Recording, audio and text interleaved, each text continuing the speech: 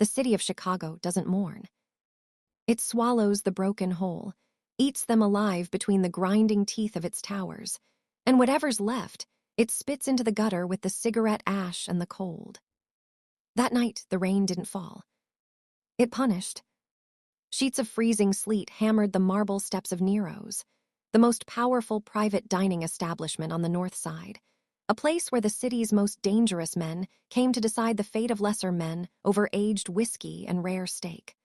Warm amber light bled through the frosted glass doors and pooled onto the iced sidewalk like a taunt, like living proof that warmth existed in this world. Just not for everyone. The two guards posted at the entrance didn't move. They'd been told never to move. So when the small shape slipped out of the shadows near the service alley, when it shuffled forward on bare feet across concrete so frozen it had turned white, neither man reacted. Not yet. She couldn't have been more than 6 years old. Maybe 7. It was impossible to tell because she was too thin, far too thin, the kind of thin that turns your stomach when you look at it, the kind that whispers this didn't happen in one bad week. This happened over years, the kind that means no one noticed, no one checked, no one came. Her dress had once been pink. Now it was the gray-brown color of something dragged through too many cold nights, and not one single act of mercy. One shoulder seam split wide open, exposing a collarbone so sharp it looked like it hurt. Her dark hair hung in tangled curls around a face that should have been soft and round and childlike.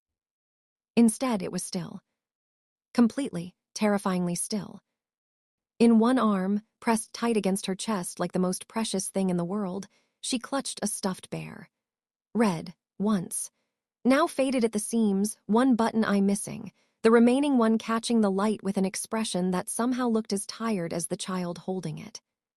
She held that bear the way people grip the very last thing they have left, with her whole body curved around it, shielding it from the rain, as if it was the one that needed protecting.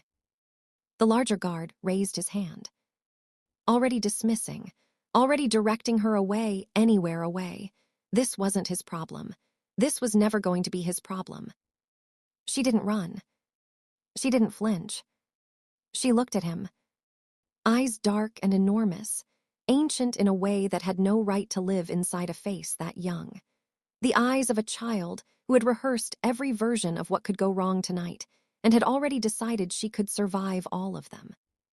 The guard's hand froze in midair. Because she didn't beg. She didn't cry, didn't reach out, didn't perform the desperation that might have made it easier for him to look away. She simply opened her mouth. Her voice came out barely above a whisper, scraped raw by the cold. Careful, almost formal, the way a child sounds when they have practiced a sentence over and over in the dark, working up the courage to finally say it out loud. "Sir, do you know anyone who wants a child?" If those 7 words just stopped your heart, you're not alone. This is the story of Marian and Chicago, and it's only just beginning. Subscribe now so you never miss a chapter.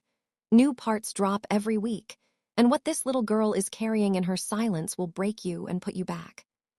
The guard said nothing. He couldn't. She dropped her gaze to the frozen pavement between their feet, and when she spoke again, her voice shrank, the way a flame shrinks right before the cold finally wins. "I'm very good at being quiet. I don't eat much. I know how to wash dishes. I know how to mop floors." A pause so small it was almost nothing. "I just need somewhere that doesn't hurt. Not a performance. Not a manipulation, practiced in front of a mirror. Just a child in the freezing rain, trying to explain her own worth in the only currency she had ever been taught mattered. Usefulness. As if she already understood, at 6 years old, that love was a transaction she might not have the credit for, but labor she could always offer. As if someone, many someones, over many long years, had ground into her bones the belief that the only way she deserved shelter was to earn it. The guard's jaw tightened so hard his teeth ached. His hand came down. He didn't know what to do with what she had just said. No one had trained him for that. A black SUV slid silently to the curb. Not the flashy kind, not chrome and performance and look at me. The other kind, matte, dark, quiet as a held breath, the kind preferred by men who have nothing left to prove to anyone. The door opened. He stepped out. 6 feet 2 inches of absolute certainty. A dark coat, perfectly cut, collar turned against the sleet that somehow didn't dare to touch him the way it touched everything else. Dark hair shot through with silver at the temples. Hands that had built things and destroyed things in equal measure, and bore the ink of every chapter of both, tattoos climbing from beneath his cuffs in dark patterns that told a story to anyone who knew how to read it. He was not a man you looked at and saw a person. He was a man you looked at and felt the weight. His name moved through Chicago's underworld the way pressure moves through deep water, invisibly, and in every direction at once. Chicago. Just Chicago, no other name offered, no other name needed. He was already moving toward the entrance, his men falling into formation around him with the ease of something practiced 10,000 times. His gaze swept the sidewalk on instinct, cataloging, measuring, filing, the way other men breathe. And then it landed on her. He stopped. His men stopped. The sleet kept falling. She was looking up at him now. Not afraid, not hopeful, just looking. With those eyes too old, too knowing, too far past the age of trusting. The eyes of a child who had learned to read every adult she encountered because her life had depended on getting it right. The one-eyed bear dripped rain onto the frozen ground between them. Something moved across Chicago's face. It was fast, a flicker, a fracture, there and gone before anyone could name it. Something his men, who had followed him through 20 years of the most dangerous situations this city had to offer, had never once seen cross his expression. He didn't speak. He looked at her the way a man looks at something that violates a law he had believed, until this moment, to be absolute. Then he did something no one in his world would have believed possible. He crouched down. One knee pressed to the wet, frozen pavement. His coat spread around him on the ground. He lowered himself, the most feared man in the city of Chicago, until his storm-gray eyes were level with hers. "What's your name, little one?" His voice was different. Even he seemed to notice it, a roughness that had nothing to do with the cold.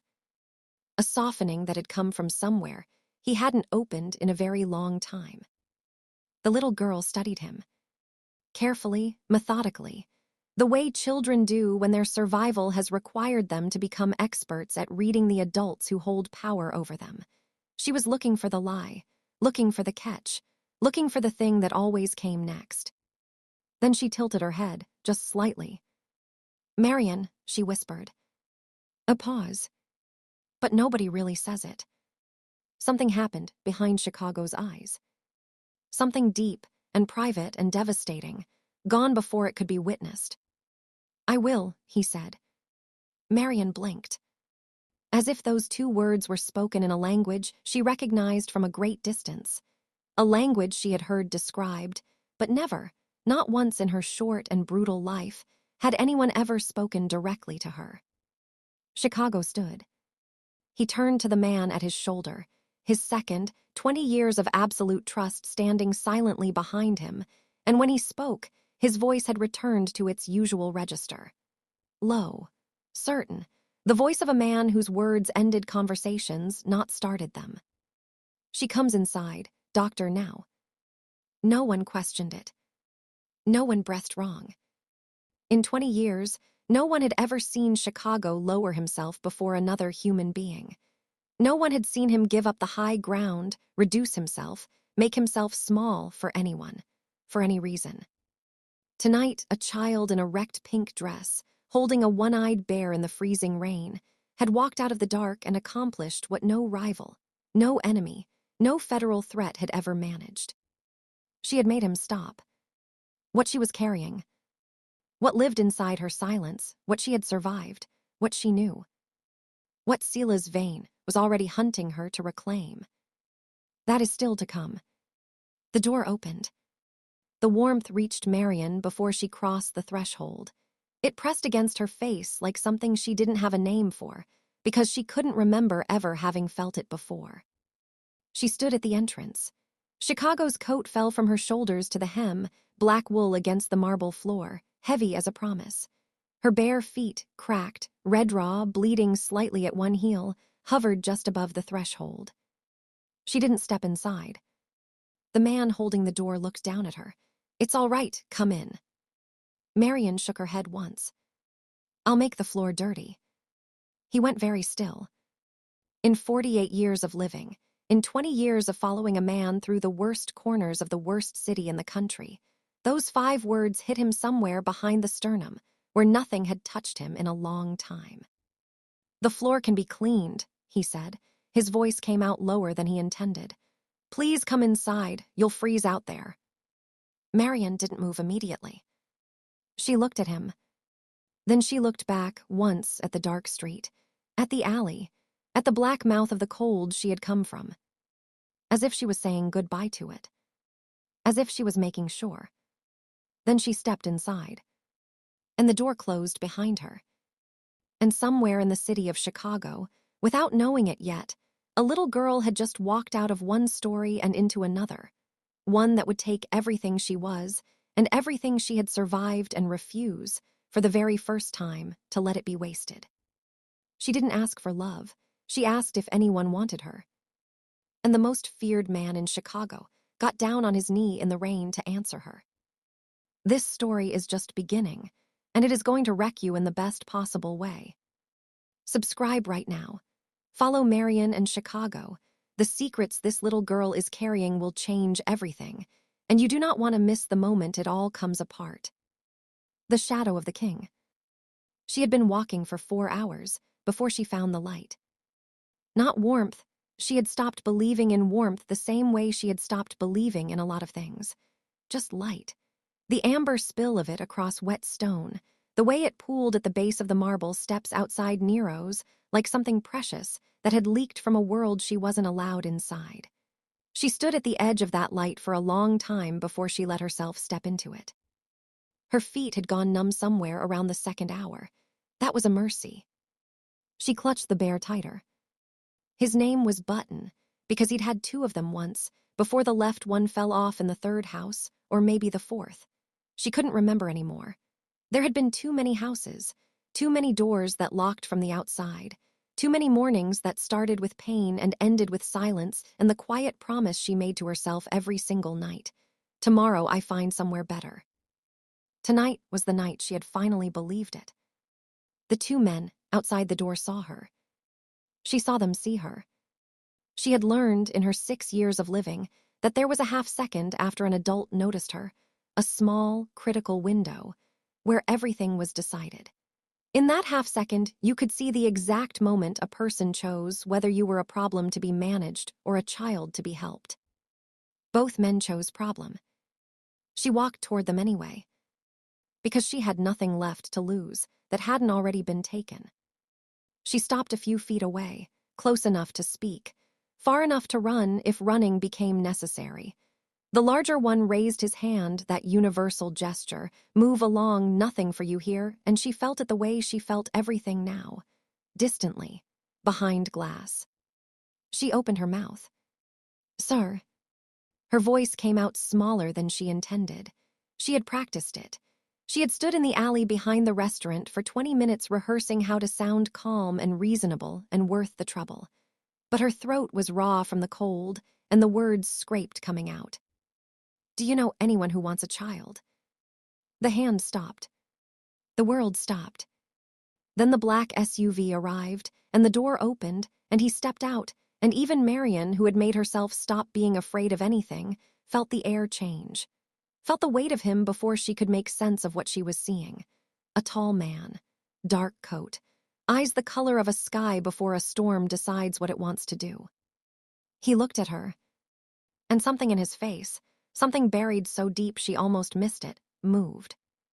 He crouched down, and the most feared man in the city of Chicago looked at her, really looked, like she was a person, and asked her name. She had never seen a house that didn't have something broken. Every place she had ever lived, every foster room, every group home, every temporary arrangement that always ended the same way, had something cracked or stained or rotting at the edges.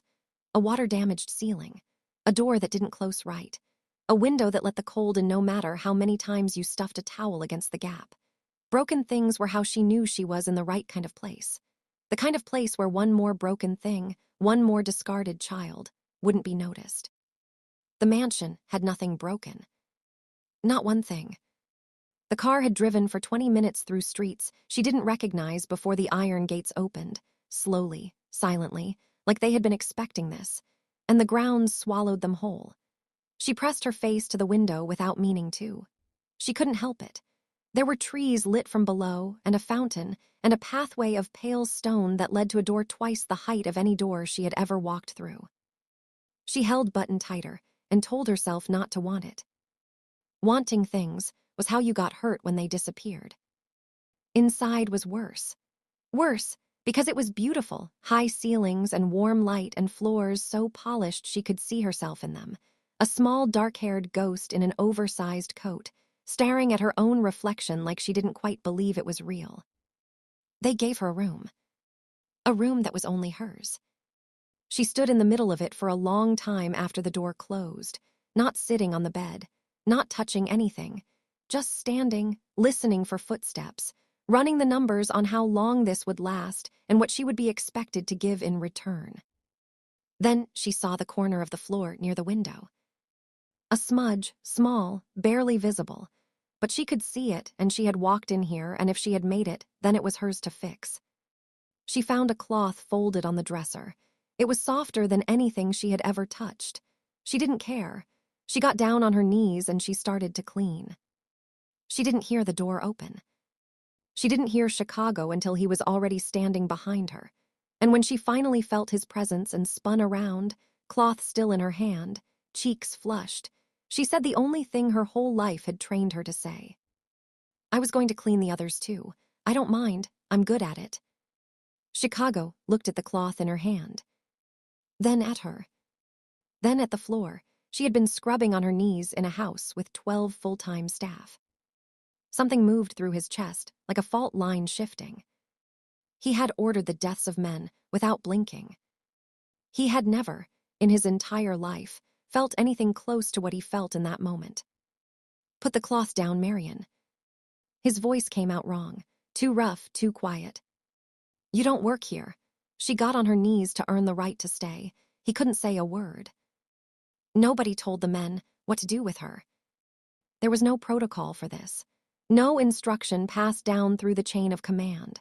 Chicago had said she stays, and so she stayed, and the 12 men who moved through that fortress like shadows in expensive suits were simply expected to figure out the rest on their own.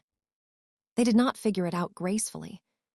The first morning, Reno, 6'4", 17 confirmed reasons why men crossed the street when they saw him coming, walked into the kitchen at 5 a.m. to find Marian already sitting at the counter, still wearing Chicago's coat, button propped carefully against the fruit bowl.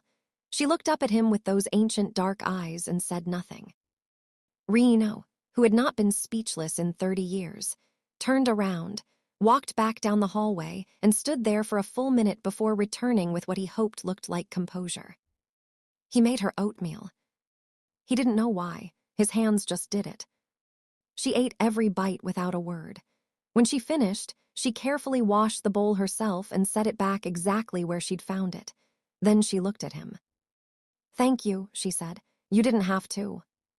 The way she said it, not grateful exactly, but surprised. As if kindness was a weather event, unpredictable, rare, something you acknowledged quickly before it passed. Reno went to find something to do with his hands and didn't speak to anyone for an hour. By the third day, they all had a version of that story. Marco, who kept 3 different weapons on his body at all times, had spent 45 minutes helping Marian reach a book on a high shelf, not because she asked, but because he had watched her drag a chair across the room and couldn't make himself not help. Dimitri, who had made grown men weep in interrogation rooms, had started leaving the hallway light on at night without being asked, because he'd noticed once that she paused at dark doorways before walking through them. None of them talked about it. They were not men who talked about things. But something was shifting in the walls of that fortress, something quiet and relentless, the way water finds its way through stone. A 6-year-old girl with one-eyed bear and bare feet and a voice barely above a whisper was moving through their world like a question none of them knew how to answer. She didn't ask for anything. She didn't demand, or perform, or test the edges of what she was allowed.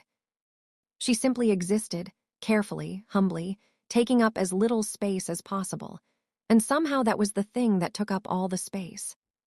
Chicago watched it happen from a distance. He said nothing. But every night, before he slept, he stood in the hallway outside her door for just a moment. Just long enough to listen. Just long enough to be sure. He didn't announce it. That was the thing about Chicago. He didn't explain himself. He simply appeared in the doorway of her room on the 4th morning with a woman named Sullust, who carried 3 large bags and had the brisk, professional warmth of someone paid very well to make people feel comfortable quickly. Marian looked at the bags. Then at Chicago. Then back at the bags. "Those aren't for me," she said. Not a question. A preemptive correction. A reflex. The same reflex that made her wash her own bowl, scrub floors that didn't need scrubbing, shrink herself into corners. The reflex of a child who had learned that assuming good things were coming was the fastest way to make them disappear. "They are," Chicago said. She didn't move. Sullust, to her credit, simply sat down on the edge of the bed and began unpacking without pressure, without performance, laying things out in soft colors, small sizes, things with no tears and no previous owner and no history of anyone else's hard life worn into the fabric. Marian watched. Eventually, slowly, she crossed the room. She touched the sleeve of a pale yellow sweater with 2 fingers, like it might dissolve. "You can hold it," Sullust said gently. Marian picked it up, held it against her chest, closed her eyes for just a moment, so briefly that if you blinked you would have missed it, and then opened them again and carefully set it back down. "What do I say?" she asked quietly, "when people ask me where I got them?" Chicago, who had been leaning against the doorframe in silence, went very still. "You say they're yours," he said. "But what's the reason?" "Marian." She looked up at the sound of it. He hadn't said her name before. Not like that, not plainly, not directly, not aimed at her like it belonged to her. She had heard her name spoken as a summons, as a reprimand, as a label on a file folder passed between adults who had never once looked at the face attached to it. She had not heard it spoken like it was simply hers. Her lips pressed together. Her chin moved, just once, that small involuntary tremor that comes right before a child decides whether or not they're going to let themselves cry in front of someone. She decided not to. But it was close. "Nobody said my name like that," she whispered, "in a really long time." Chicago looked at her for a long moment. Then he pushed off the doorframe, crossed the room, and crouched down in front of her, the same way he had on the frozen pavement, until his eyes were level with hers. "Get used to it," he said quietly. And for the first time since she had walked out of the dark, Marian almost smiled. "Let's talk about this, because the internet is divided." Marian is 6 years old. She has cycled through an unknown number of foster homes. She has learned to clean floors, stay quiet, and negotiate her own survival. She walks up to a stranger in the rain, the most dangerous man in the city, and asks if anyone wants her. And here is the question tearing readers apart. Was Chicago right to take her in, or did he just trade one dangerous situation for another? Some say, a child in the hands of a mafia boss, no matter how soft his heart, is still a child in a war zone. The guns don't become safe because he has feelings. Others say she was already in a war zone. At least this one noticed her. Some say the system failed Marian. Chicago didn't create that failure. He just happened to be standing at the end of it. Others say a man like Chicago always has a reason, and we don't know his yet. And then there are those who say the most uncomfortable thing of all, that Marian walking up to a stranger and offering herself as a servant is a portrait of what the foster system does to children every single day. And most of them don't find a Chicago. Most of them just disappear. So tell us, where do you stand? Was Chicago the right person to find her? Or was he just the person who happened to be there? Drop your answer below. We read every single one. Sela's Vane discovered she was missing on a Tuesday. He didn't panic. Men like Sela's Vane didn't panic. They calculated. Panic was for people who had something to lose that they hadn't already insured against. Sela's had been in the business of managing risk for 23 years, and a missing child from a broken system was, in the language of his world, a loose variable. Variables got resolved. He made 3 calls before he finished his morning coffee. The first was to the group home director, who confirmed that Marian had been gone for 6 days and had not been reported missing because, and here the director's voice dropped into that particular register of institutional embarrassment, the paperwork had been delayed. Sela's absorbed this information without comment. Paperwork delays were useful. They were, in fact, often purchased. The second call was to a man whose name appeared nowhere in any official record, but whose function was to find things that other people preferred stayed lost. The third call was to his lawyer. Not because he needed legal protection.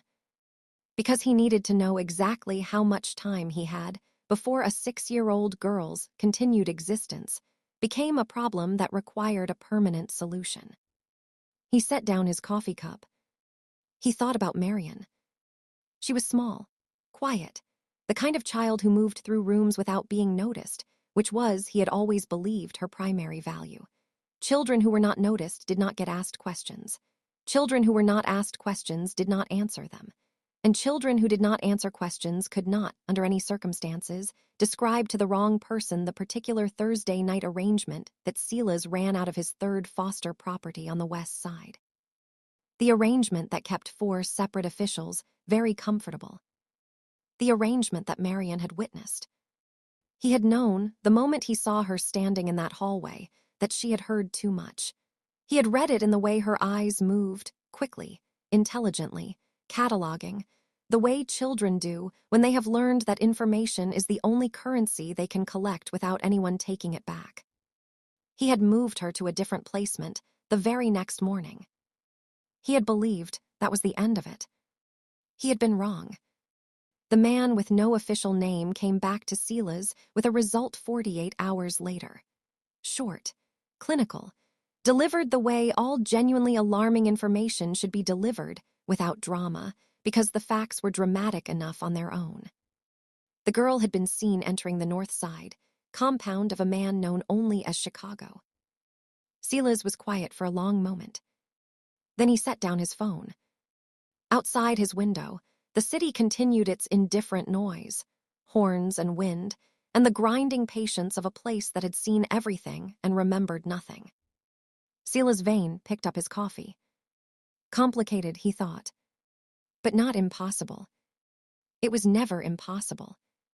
It was only a question of the right kind of pressure, applied to the right kind of person, at the right kind of moment.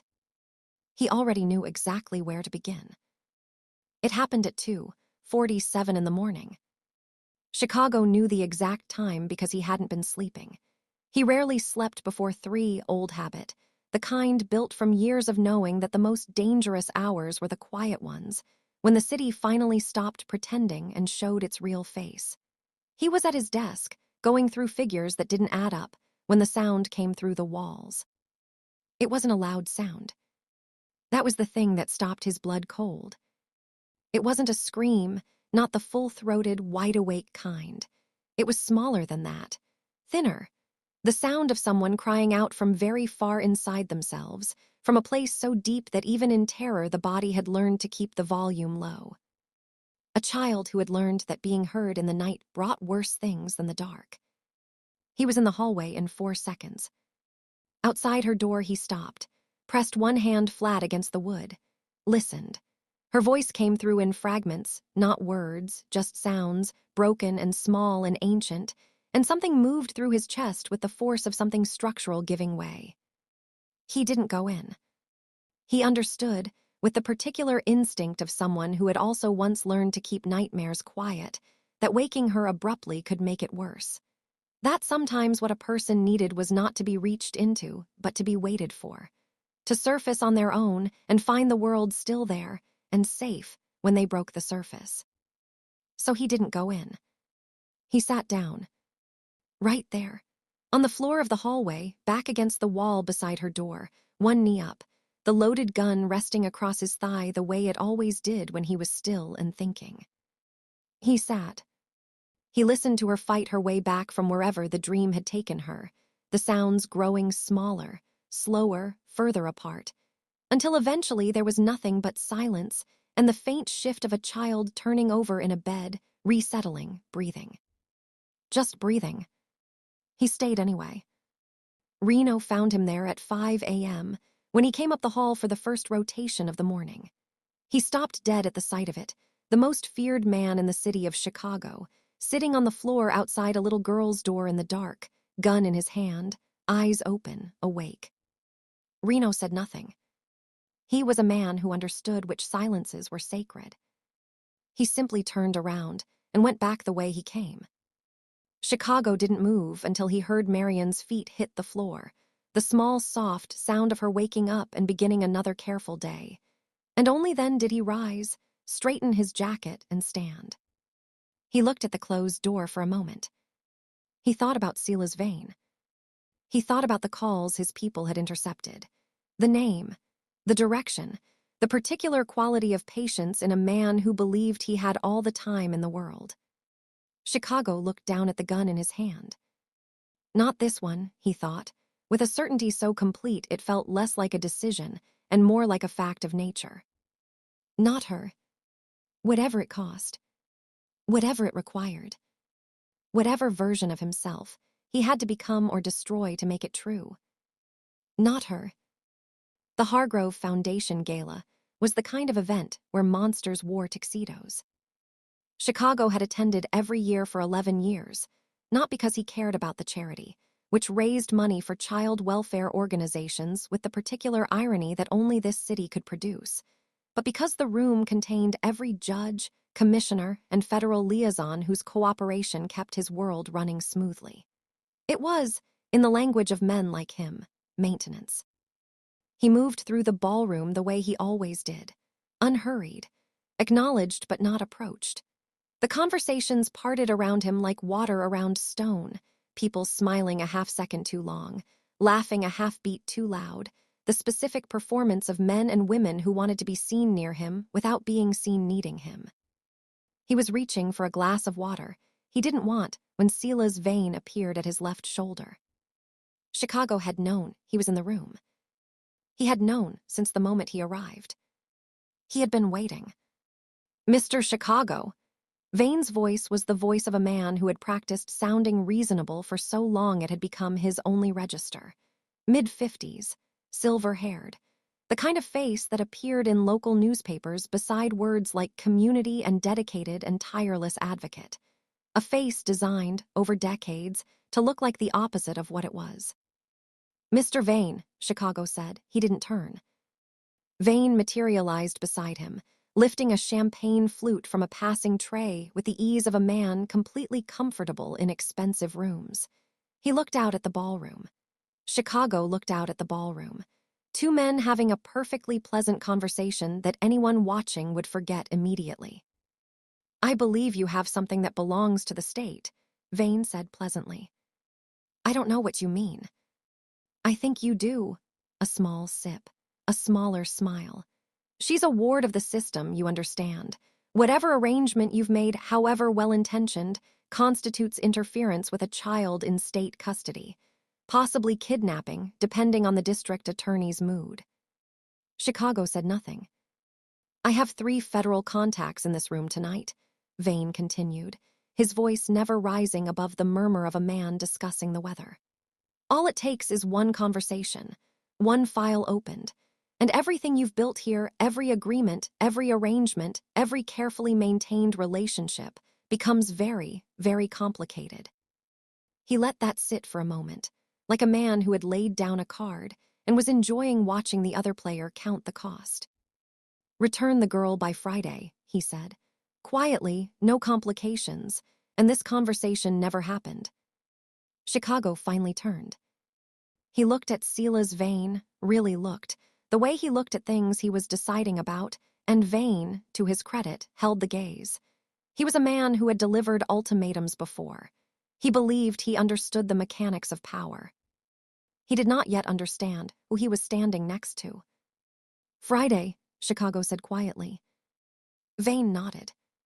"Friday." Chicago looked back at the ballroom. "You should enjoy the rest of your evening, Mr. Vane," he said. His voice was pleasant, mild, the voice of a man who had already made a decision and found it surprisingly easy. "While you still can." Vane laughed, the practiced laugh of a man who did not believe he could be touched, and moved away into the crowd. Chicago watched him go. He set down the glass he had never drunk from, and he took out his phone.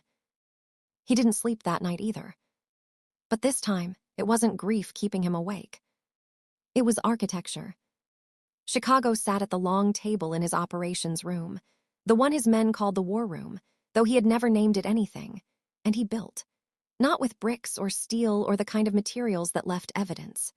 He built with information, with timing, with the particular cold precision of a man who had spent 30 years learning that the most effective kind of destruction was the kind that looked, from the outside, like it had simply happened on its own. He had spent 4 days after the gala doing what Vane believed was impossible, not running, not negotiating, not calculating an exit, watching, pulling threads, following the particular trail of a corrupt man's money the way you follow water through rock, patiently, without force, letting it show you where the cracks already were. They were everywhere. Silas Vane had been careful. But careful men make careful mistakes, small, consistent ones, repeated in the same pattern over years because they stop expecting to be caught. The Thursday arrangements, the placement transfers, the payments that moved through 3 shell accounts before landing somewhere they shouldn't. The 4 officials whose cooperation he had purchased and whose own fear of exposure had made them sloppy in their gratitude. 4 men, 4 files, 4 simultaneous conversations happening in different parts of the city before midnight. Chicago didn't make threats. He simply showed each man exactly what would happen if Vane's network continued, and then he showed them exactly what would happen to them personally if they continued with it. He laid the evidence on the table the way a surgeon lays out instruments. Everything in order, nothing excessive, the minimum required to produce the desired result. By 11 p.m., 2 of the 4 had already made calls of their own. By 1 a.m., a federal inbox received an anonymous package, organized, indexed, the kind of document that takes investigators years to compile appearing fully formed, as if assembled by someone with perfect knowledge of where every body was buried. Because it had been. By 3 a.m., the first warrant was being drafted. Silas Vane woke on Friday morning to a world that had rearranged itself entirely overnight. 3 missed calls from numbers he recognized, 1 from a number he didn't. A news alert on his phone about a federal investigation into the city's foster placement system. His network, his careful architecture of silence and money and small destroyed lives, unraveling in real time across a morning news ticker. He sat on the edge of his bed. He understood immediately. Not who had done it, he knew who had done it, but the scale of it, the completeness, the fact that there had been no confrontation, no warning shot, no negotiation attempted. Just erasure. Quiet, total, surgical erasure. His phone rang. He looked at the screen. Unknown number. He knew, with the absolute certainty of a man who had finally met something he couldn't calculate his way around, exactly who was on the other end. He let it ring. In the mansion on the north side, a little girl was eating breakfast at a counter with a one-eyed bear propped beside her bowl. She didn't know what had happened overnight. She didn't know that while she slept, a man had dismantled the machine that had broken her, piece by piece, in the dark, without a single word spoken above a murmur. She just knew that when she looked up, Chicago was standing in the doorway.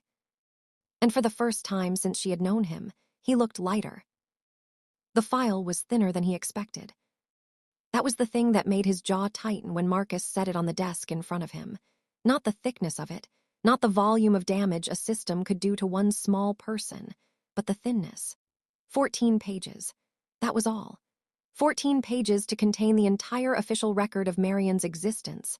Transfers and placements and assessments written by people who had never once sat with her long enough to understand what they were looking at. Name, date of birth, placement history. No photographs. No notes in the margins from someone who had noticed something worth noticing. No record of a single person asking whether she was all right and meaning it. Just transactions. Dates and addresses and the cold, bureaucratic language of a system that had processed her the way it processed everything. Efficiently, impersonally, and without once looking up from the paperwork to see the child on the other side of it. Sela's vein had built a separate file. Smaller, more dangerous. The kind that wasn't kept in any official system, the kind kept close, as leverage, as insurance, as the particular security blanket of a man who understood that information about a witness was the same as ownership of one. Chicago read it once. Then he carried both files to the fireplace in his study, and he stood there for a moment, holding them. He thought about Marian pressing 2 fingers to a yellow sweater like it might dissolve. He thought about her on her knees scrubbing a floor that didn't need scrubbing. He thought about the sound she made at 2:47 in the morning, that small, terrible, careful sound, and the way she had asked, "What do I say when people ask where I got them," as if the right to own something still needed justification. He put the files in the fire. He watched until there was nothing left. Then he went to find her. She was in the garden, the small one off the east wing that caught the afternoon light, sitting cross-legged on the stone bench with Button in her lap and a book open in front of her that she wasn't reading. She did that sometimes, held the book like a prop, like she was still learning that sitting still without working was something she was allowed to do. He crossed the garden and crouched down in front of her. Same as the first night. Same cold pavement distance between them collapsed. Same level, his eyes to hers, because he had decided, that night outside Nero's, that he would never speak to her from above if he could help it. That she had spent enough of her life looking up at people who held power over her. Marian looked at him. She had learned, in the weeks since she had come to live inside these walls, to read the different versions of his silences. This one was different from the others. This one had weight without threat. The way the air feels before rain, full and close, and about to change something permanently. "There was a file," he said, "with your name on it." She went very still. "It's gone now." She searched his face, looking for the catch. Looking for the thing underneath the thing, the way she always did, because in her experience the thing underneath was always worse. She didn't find it. "The people who had it," Chicago continued, his voice low and even, "they believed that knowing things about you meant they could decide what happened to you, where you went, who got to keep you, what you were worth." He held her gaze. "No one is ever buying or selling you again, Marian." The garden was very quiet. A small wind moved through the hedges. Somewhere beyond the walls, the city continued its relentless, indifferent noise. But here, in this small square of afternoon light, everything had gone completely still. Marian's chin moved. That small tremor she always fought. The one she had been fighting since the first night, since the yellow sweater, since he had said her name like it was something worth keeping. This time she didn't fight it. She let it come. She didn't make a sound, old habit, deep habit, the kind that doesn't unlearn itself in a few weeks. But her eyes filled, and her chin trembled, and she sat in the afternoon light in the garden of the most feared man in Chicago and finally, allowed herself to come undone in front of another human being. Chicago didn't move. He stayed crouched in front of her and let her feel it, all of it, whatever it was, whatever 6 years of being processed and transferred and valued only for her silence and her usefulness had compressed into that small chest. And he did not try to stop it or fix it or rush her back to the surface. He just stayed. After a while, Marian wiped her face with the sleeve of her yellow sweater. She looked at him. "Is this my home now?" she whispered. Chicago looked at her for a long moment.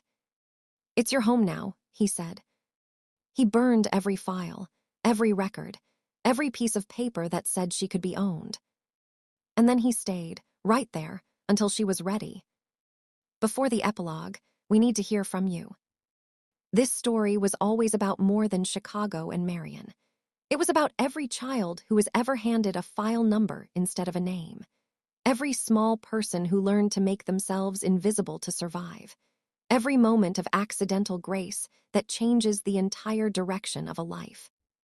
And now, we want to know what you felt. Tell us in the comments. When did this story first break you? Was it the question in the rain, the yellow sweater, the floor she didn't need to scrub, the night terror she kept quiet? Tell us the exact moment. What do you think Marian's life looks like in 5 years? Does she trust fully? Does she still flinch at raised hands? Does she become someone who reaches back for children like her? Or does she need to simply rest in being safe? Was there a character who surprised you? Reno making oatmeal, Dimitri and the hallway light, Marcus turning around in silence. Which one of Chicago's men got to you first, and why? The hardest question, if Chicago had not been standing outside Nero. That night, if Marian had approached anyone else, where do you believe she would be right now? And finally, do you know a Marian? Someone who asked for too little because they had been taught they deserved nothing. You don't have to share their story. Just say yes in the comments. We want to know how many of us have met her. The epilogue is coming. Marian in a sundress. The garden. Chicago watching from the balcony. It is the ending this little girl has always deserved. And you have walked every chapter with her to get here. Subscribe now if you haven't yet. Share this with someone who needs to read it. And meet us in the comments because this